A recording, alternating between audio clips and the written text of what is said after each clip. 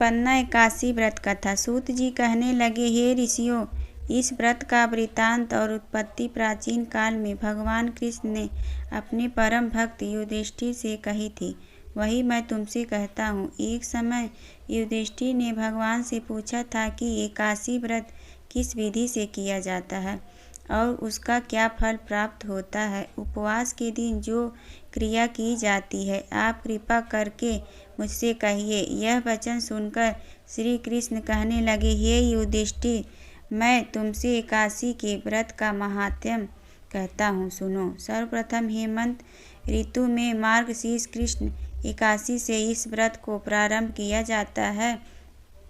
दशमी को सायंकाल भोजन के बाद अच्छी प्रकार से दातून करें ताकि अन्न का अंश मुंह में रह न जाए। रात्रि को भोजन कदापि न करें, न अधिक बोले। एकादशी के दिन प्रातः 4 बजे उठकर सबसे पहले व्रत का संकल्प करें। इसके पश्चात शौच आदि से निवृत्त होकर शुद्ध जल से स्नान करें। व्रत करने वाला चोर, पाखंडी, पर स्त्रीगामी, निंदक, मिथ्याभाषी तथा किसी भी प्रकार के पापी से बात न करें। स्नान के पश्चात धूप, दीप, नैवेद्य आदि 16 चीज़ों से भगवान का पूजन करें और रात को दीप दान करें। रात में सोना या प्रसंग नहीं करना चाहिए। सारी रात भजन कीर्तन आदि करना चाहिए। जो कुछ पहले जाने अनजाने में पाप हो गए हों उनकी क्षमा मांगनी चाहिए। धर्मात्मा पुरुषों को कृष्ण और शुक्ल दोनों पक्षों की एकादशियों को समान समझना चाहिए। जो मनुष्य ऊपर लिखी विधि के अनुसार एकादशी का व्रत करते हैं, उन्हें शंखों द्वार तीर्थ में स्नान करके भगवान के दर्शन करने से जो फल प्राप्त होता है वह एकादशी व्रत के 16वें भाग के भी समान नहीं है। व्यतिपात के दिन दान देने का 1 लाख गुना फल होता है। संक्रांति से 4 लाख गुना तथा सूर्य चंद्र ग्रहण में स्नान दान से जो पुण्य प्राप्त होता है वही पुण्य एकादशी के दिन व्रत करने से मिलता है। अश्वमेध यज्ञ करने से 100 गुना तथा 1 लाख तपस्वियों को 60 वर्ष तक भोजन कराने से 10 गुना, 10 ब्राह्मणों अथवा 100 ब्रह्मचारियों को भोजन कराने से 1000 गुना पुण्य भूमि दान करने से होता है। उससे 1000 गुना पुण्य कन्यादान से प्राप्त होता है। इससे भी 10 गुना पुण्य विद्या दान करने से होता है। विद्या दान से 10 गुना पुण्य भूखे को भोजन कराने से होता है। अन्नदान के समान इस संसार में कोई ऐसा कार्य नहीं है जिससे देवता और पितृ दोनों तृप्त होते हों, परंतु एकादशी के व्रत का पुण्य सबसे अधिक होता है। 1000 यज्ञों से भी अधिक इसका फल होता है। इस व्रत का प्रभाव देवताओं को भी दुर्लभ है। रात्रि को भोजन करने वाले को उपवास का आधा फल मिलता है और दिन में एक बार भोजन करने वाले को भी आधा ही फल मिलता है। जबकि निर्जल व्रत रखने वाले का महात्म्य तो देवता भी वर्णन नहीं कर सकते।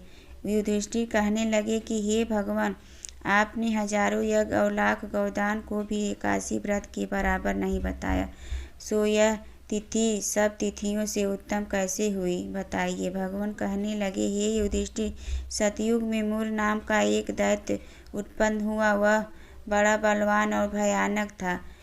उस प्रचंड दैत्य ने इंद्र, आदित्य, वसु, वायु, अग्नि आदि सभी देवताओं को पराजित करके भागा दिया।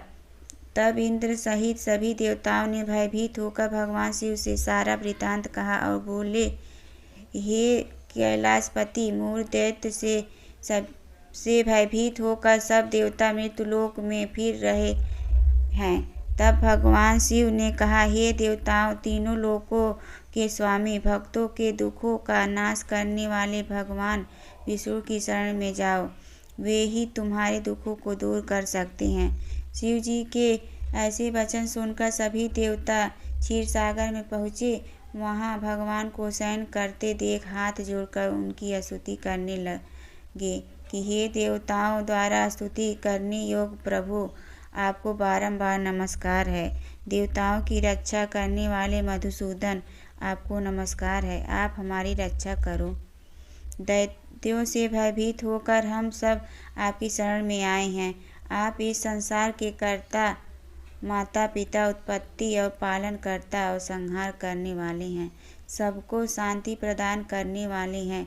आकाश और पाताल भी आप ही हैं। सबके पितामह ब्रह्मा, सूर्य, चंद्र, अग्नि, सामग्री, होम, आहुति, मंत्र, तंत्र, जप, यजमान, यज्ञ, कर्म, कर्ता, भोक्ता भी आप ही हैं। आप सर्वव्यापक हैं। आपके सिवा तीनों लोकों में चर तथा अचर कुछ भी नहीं है। हे भगवान, दैत्यों ने हमें को जीत कर स्वर्ग से भ्रष्ट कर दिया है और हम सब देवता इधर उधर भागे भागे फिर रहे हैं। आप उन दैत्यों से हम सबकी रक्षा करें। इंद्र के ऐसे वचन सुनकर भगवान विष्णु कहने लगे कि हे इंद्र, ऐसा मायावी दैत्य कौन है जिसने सब देवताओं को जीत लिया? उसका नाम क्या है? उसमें कितना बल है और किसके आश्रय में है तथा उसका स्थान कहाँ है? यह सब मुझसे कहो। भगवान के ऐसे वचन सुनकर इंद्र बोले, भगवान, प्राचीन समय में एक नाड़ी जंघ नामक राक्षस था। उसके महापराक्रमी और लोक विख्यात मूर नाम का एक पुत्र हुआ। उसकी चंद्रावती नाम की नगरी है। उसी ने सब देवताओं को स्वर्ग से निकालकर वहाँ अपना अधिकार जमा लिया है। उसने इंद्र, अग्नि, वरुण, यम, वायु, इस चंद्रमा, नैऋत्य आदि सबके स्थान पर अधिकार कर लिया है। सूर्य बनकर स्वयं ही प्रकाश करता है, स्वयं ही मेघ बन बैठा है और सबसे अजेय है। हे असुर निकंदन, उस दुष्ट को मारकर देवताओं को अजेय बनाइए। यह वचन सुनकर भगवान ने कहा, हे देवताओं, मैं शीघ्र ही उसका संहार करूँगा। तुम चंद्रावती नगरी जाओ। इस प्रकार कहकर भगवान सहित सभी देवताओं ने चंद्रावती नगरी की ओर प्रस्थान किया। उस समय दैत्य मूर सेना सहित युद्ध भूमि में गरज रहा था। उसकी भयानक गर्जना सुनकर सभी देवता भय के मारे चारों दिशाओं में भागने लगे। जब स्वयं भगवान रणभूमि में आए तो दैत्य उन पर भी अस्त्र शस्त्र आयुध लेकर दौड़े। भगवान ने उन्हें सर्प के समान अपने बाणों से उन्हें बेध डाला। बहुत से दैत्य मारे गए, केवल मूर बचा रहा। वह अविचल भाव से भगवान के साथ युद्ध करता रहा। भगवान जो भी तीक्ष्ण बाण चलाते वह उसके लिए पुष्प सिद्ध होता। उसका शरीर छिन्न भिन्न हो गया, किंतु वह लगातार युद्ध करता रहा। दोनों के बीच मल्ल युद्ध भी हुआ। 10,000 वर्ष तक उनका युद्ध चलता रहा, किंतु मूर नहीं हारा। थक कर भगवान बद्रिकाश्रम चले गए। वहाँ हेमवती नामक सुंदर गुफा थी। उसमें विश्राम करने के लिए भगवान उसके अंदर प्रवेश कर गए। यह गुफा 12 योजन लंबी थी और उसका एक ही द्वार था। विष्णु भगवान वहाँ योग निद्रा की गोद में सो गए। मूर भी पीछे पीछे आ गया और भगवान को सोया देख कर मारने को उद्यत हुआ। तभी भगवान के शरीर से उज्ज्वल कांतिमय रूप वाली देवी प्रकट हुई। देवी ने राक्षस मूर को ललकारा, युद्ध किया और उसे तत्काल मौत के घाट उतार दिया। श्री हरि जब योग निद्रा की गोद से उठे तो सब बातों को जानकर उस देवी से कहा कि आपका जन्म एकादशी के दिन हुआ है, अतः आप उत्पन्ना एकादशी के नाम से पूजित होंगी। आपके भक्त वही होंगे जो मेरे भक्त हैं। इस एकादशी का व्रत किस प्रकार करना चाहिए, इस विषय में भगवान ने कहा है कि दशमी के दिन सिर्फ दिन के वक्त सात्विक आहार करना चाहिए और संध्या काल में दातून करके पवित्र होना चाहिए। रात्रि के समय भोजन नहीं करना चाहिए और भगवान के स्वरूप का स्मरण करते हुए सोना चाहिए। सुबह स्नान करके संकल्प करना चाहिए और निर्जरा व्रत रखना चाहिए। दिन में भगवान विष्णु की पूजा करनी चाहिए। पूजा में धूप, दीप एवं नाना प्रकार से सामग्रियों से विष्णु को प्रसन्न करना चाहिए।